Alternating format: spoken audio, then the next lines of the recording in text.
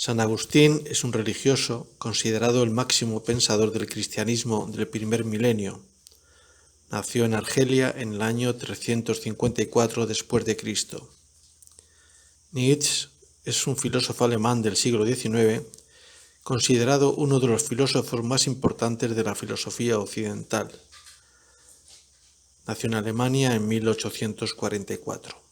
A pesar de la diferencia de tiempo entre uno y otro, he querido confrontarlos como referencias de la defensa y crítica del cristianismo respectivamente. San Agustín confiesa cómo ha sido su proceso de descubrir a Dios.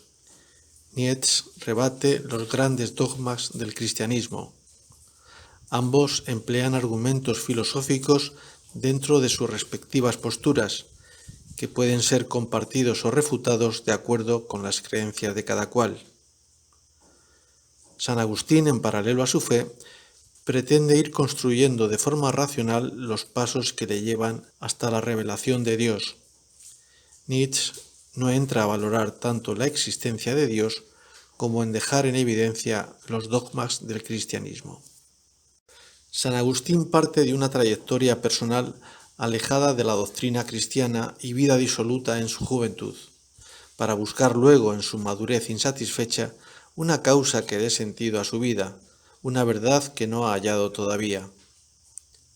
Esa insatisfacción y su propia necesidad de despejarla es esencial para abrazar la figura del Dios cristiano, pero esa fe en la que necesita creer intenta racionalizarla para que le resulte más profunda y convincente. Así empieza preguntándose quién pudo hacer una maquinaria tan perfecta como el ser humano, que a través de los sentidos nos permite cerciorarnos de todo lo que existe. A su vez, esas sensaciones se almacenan en lo que llamamos memoria, que nos permite revivir lo sentido sin necesidad de estar experimentándolo en ese preciso momento. Por ejemplo, si he visto el mar, puedo recordar luego su imagen o sonido aunque esté lejos. Sin embargo, hay algo más que la memoria, pues existen cosas que sabemos sin tenerlas guardadas ni haberlas conocido nunca. Entonces, si no las hemos conocido nunca, ¿cómo sabemos de ellas? Por ejemplo, si preguntásemos a cualquier persona si desea ser famosa, unos dirán que sí y otros dirán que no. Pero si preguntamos si quieren ser felices, todas dirán que sí. Existe pues algo que va más allá de lo que conocemos por los sentidos y de lo que guardamos en la memoria de todo lo conocido, que es nuestra vertiente intuitiva no cognitiva, a su vez motor de una mayor espiritualidad, alma, conciencia, que nos permite encontrar respuestas a través de esa capacidad innata que todos tenemos de ir más allá de lo que vemos, de lo que sentimos al verlo y de lo que recordamos haber visto, sentido. Para San Agustín, la respuesta a todas esas dudas solo las halla en Dios, en su fe en Dios, que complementa sus limitaciones. Los principales ataques al cristianismo de Nietzsche se basan en considerar a éste como una religión de espaldas a la vida natural, decadente, hecha por y para hombres débiles, que subsisten gracias a la compasión como valor narcótico que acoge infelices falto de aspiraciones, contaminando el orden natural de la evolución de los seres con mayores cualidades que en buena lid debería desembocar en un incremento de su poder y a través de él llegar a la plenitud de su desarrollo, en una realidad en la que interfiere de manera cierta y que le devuelve en correspondencia el fruto de sus actos, como el éxito, el goce de los placeres terrenales, la belleza, el afán de mejora, situando la plenitud del hombre en su experiencia vital para la que ha sido dotado con las condiciones necesarias, sin posponerla ni derivarla, como hace el cristianismo, a una realidad incierta sólo aupada por la esperanza de una recompensa futura más allá de la vida conocida, a la que se accede de una forma condicionada que trasciende la propia esencia de la persona, fuera de su tiempo y su momento, en una realidad posterior a la que entregarse sin entenderla ni tener otra capacidad de intervención que la mera aceptación. Como vemos, existen pues razones para sustentar ambos discursos, tan radicalmente distintos como la época en que fueron escritos. Siguiendo también mi racional, estas son mis conclusiones. Primero, indicar que los ataques frontales de Nietzsche al cristianismo sería muy poco probable que se produjesen a la inversa, pues el cristianismo no impone, propone, siendo su mensaje y la elección de las personas por éste quien lo hizo grande. Demasiada gente equivocada para Nietzsche. Nietzsche puede aborrecer el cristianismo, pero éste no le impide vivir del modo que él defiende tan contrario a aquel. Es verdad que el cristianismo se basa en una serie de premisas, dogmas y conceptos que deben asumir quienes le sigan. Y Nietzsche está en su derecho de criticar a quien lo haga, pero no tiene su opinión mayor valor que la de un cristiano. Nietzsche pone el telón de fondo en esta vida, en la realización plena en la existencia natural del hombre en la realidad que le toca vivir. Ensalza valores como el entusiasmo vital, el deseo, el desarrollo personal, el poder de superación, el afán de mejora, la belleza, el placer sin connotaciones sospechosas, lo que sin duda es una apuesta clara por los valores naturales del hombre que contribuye a una mejor aceptación por éste de su entorno y a su pleno desarrollo, lo que facilita la reciprocidad y armonía del resto con los que convive. San Agustín, junto a su búsqueda incesante de la existencia de Dios, tiene una actitud marcada por uno de los pilares fundamentales del cristianismo, la existencia de un más allá, de una vida ulterior que trasciende a la de meros seres vivos. Esto solo se alcanza desde la fe y el cumplimiento de los preceptos cristianos, por lo que su mera observación conlleva una serie de condicionantes que no tiene la propuesta vitalista y sin aristas de Nietzsche. Como contrapartida, el cristianismo abre una puerta a la esperanza, mientras que Nietzsche agota en esta vida sus posibilidades y potencias, sin dejar alternativa para otra opción existencial. El más allá es la nada, se vive solo en el más acá.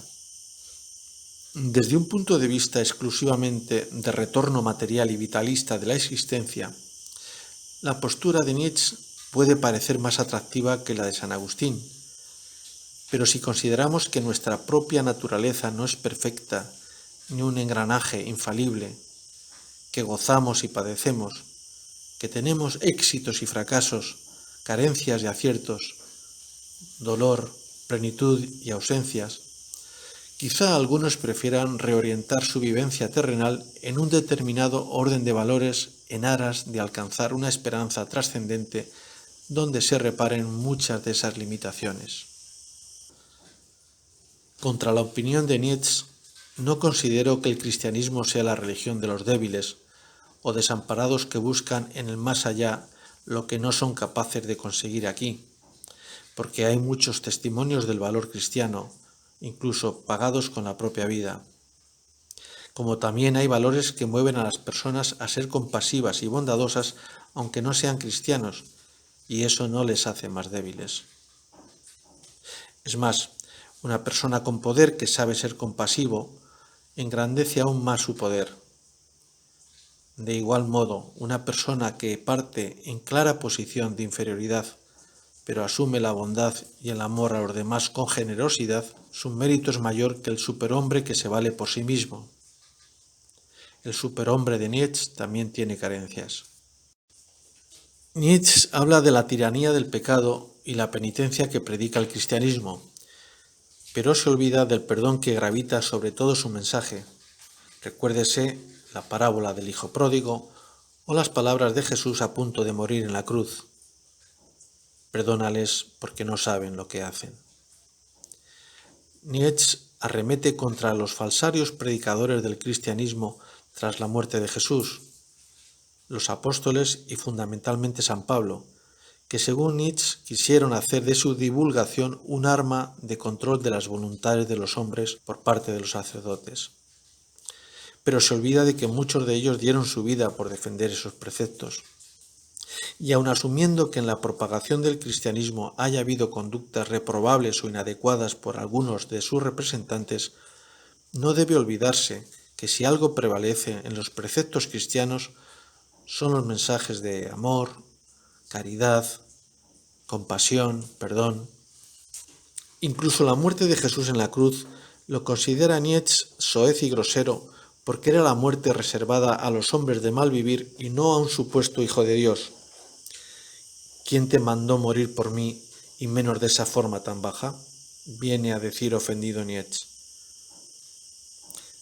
Hay dos tipos de personas que mueren por propia voluntad: los suicidas y los que lo hacen o están dispuestos a hacerlo por una causa en la que creen como bien superior a su propia vida. Jesús, se le crea o no hijo de Dios, se comparta o no su filosofía, murió por una causa en la que creía y encarnaba. Si fue inútil o no, nunca lo sabremos. O quizás sí. Ese es el epicentro del debate. Y hacerlo en la cruz es el corolario del doloroso calvario que padeció. Sabiendo lo que le esperaba, asumió morir como mueren los más bajos. Su ejemplo quiso ser ese: esperanza hasta para los más miserables. Para Nietzsche, el cristianismo se instaura con la llegada y muerte de Jesús de Nazaret, destruyendo toda la tradición anterior del pueblo hebreo, dinamitando desde dentro su propia historia y la de sus creencias, usurpando la figura del Dios que tenían los hebreos, Yahvé, que en su figura unificaba al resto de sus antiguos dioses. Moisés, líder militar y religioso de los hebreos, estaba construyendo una nueva nación y supo nacionalizar sabiamente sus enseñanzas religiosas, proclamando que Yahvé era el Señor Dios de Israel, que había escogido a los hebreos como su pueblo elegido. Llegó Jesús y comandó todo ese movimiento de manera ilegítima, según Nietzsche, hasta derivar en el cristianismo. Pero, ¿cuál es la vigencia e importancia hoy de las creencias de los antiguos hebreos frente a los postulados cristianos? A lo mejor Jesús ofreció a sus seguidores algo superior a lo que ofrecía la antigua tradición hebrea a los suyos. Nietzsche ha sido considerado como un megalómano que se caracteriza por fantasías delirantes de poder, relevancia, omnipotencia y una hinchada autoestima. En sus últimos años, Nietzsche tuvo que ser internado por su madre en una clínica psiquiátrica preso de la demencia. Cuando leemos a Nietzsche, especialmente su obra tardía, como Esse Homo o El Anticristo, debemos tener bien presente el hecho de su enfermedad. Ni San Agustín, santo y doctor del cristianismo, cuya perdurabilidad proyecta más allá de la vida terrenal, ni Nietzsche, beligerante enemigo de éste, que lo niega, pueden demostrar nada más que su propio convencimiento en lo que expresan. Igual que venimos sin saber cómo, tampoco al partir sabemos dónde. Y para andar ese tránsito, cada uno elige el soporte donde mejor apoyarse.